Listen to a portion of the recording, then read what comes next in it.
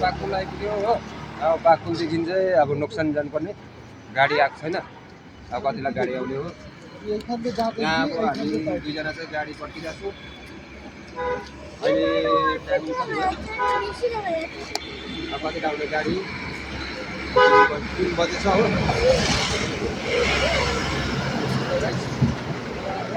अब आज चाहिँ नोक्सानमा बस्ने, भोलि चाहिँ फेरि सिक्किममा हुन्छौँ हामी हो। ल